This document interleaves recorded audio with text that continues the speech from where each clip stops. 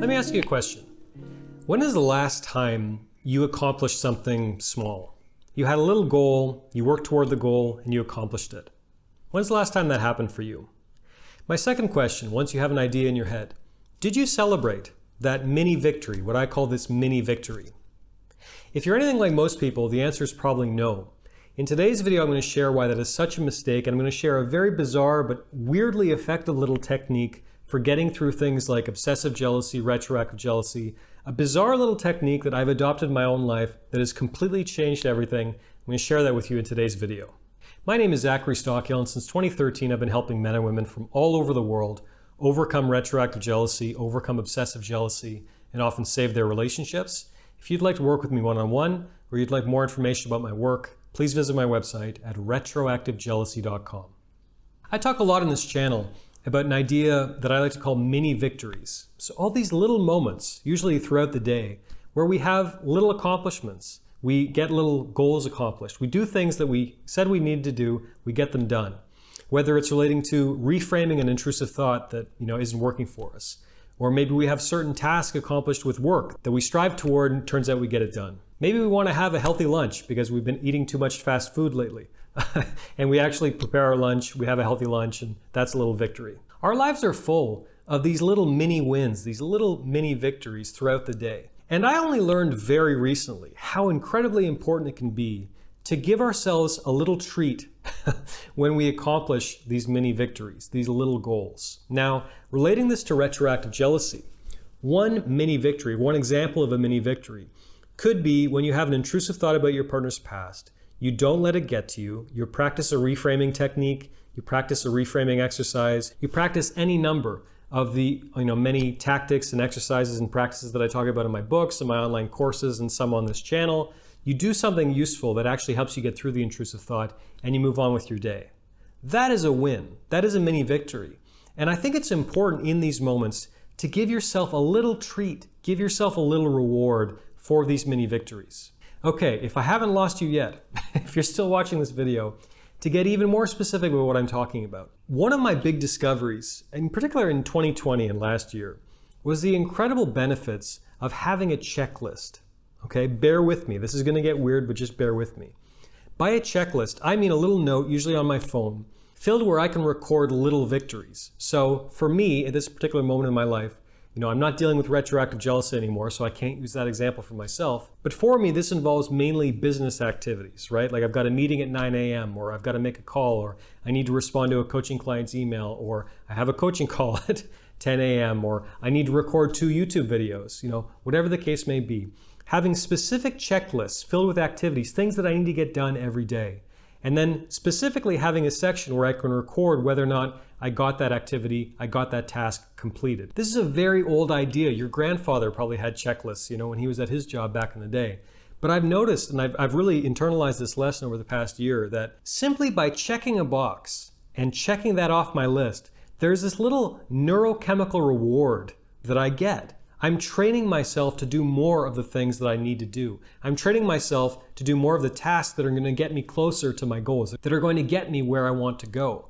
Every single time I check off an item on my list and I give myself that little victory of checking off that item on my list, it feels good. There's a sense of accomplishment and finality to that task. And it's like you look back at the end of the day when you've got maybe 20 items on your list checked off. This is everything I did today. These are all my mini victories during the day. That's a good feeling. That really helps you enjoy, your evening more. When you sit down and have a glass of wine at 5 p.m., again, just using my own life as an example, that glass of wine tastes sweeter. That evening with my girlfriend is a lot more fun. I sleep better when I can look back on my day and say, look at all the mini victories I had today. And again, these are mini victories. These don't have to be like big things, like I finished the first draft of my book today. That's a big victory. I'm talking about little things. Did I write that blog post? Did I record these YouTube videos? Did I send these videos off to my editor? Did I draft that new podcast? Whatever the case may be, little victories each and every day. So how can you apply this to retroactive jealousy? For example, if you had a moment where you had that familiar curiosity about your partner's past and you wanted to ask them a question, If you've been watching my videos or you're taking my course or whatever, and you realize that's a really bad idea, you don't need to be hounding your partner for more and more unnecessary details. Hopefully you realize that's a bad idea. Let's say in this moment, you let the feeling pass. You perform a redirecting activity or a thought reframe, or you do something that occupies your time, takes your mind off of hounding your partner with more unnecessary questions about their past. The moment passes, the curiosity fades. That's a mini victory. So if I was you, I would have some kind of checklist in my phone where it's like, check, that moment passed. That's a little victory. That's a little mini retroactive jealousy victory today. Another example, you're stuck in traffic on your way to work. You get an intrusive thought about your partner with his or her ex-boyfriend. And you feel the familiar sort of, response to that thought coming up. You feel your breath start to get very shallow. You feel your face tense up. You start to feel that sinking feeling in your gut. And it's like, oh no, here we go again. But instead, you throw in one of my guided meditations as an example, or you throw in this video, or you perform a redirecting activity, or you perform some other technique from my course. You do something that helps this thought pass. All of a sudden, you're feeling good again. You're driving to work. You're focused on your day. Everything's good. Again, that's a mini victory. That is worthy of recognition. Check that off in your phone. You should feel good about that.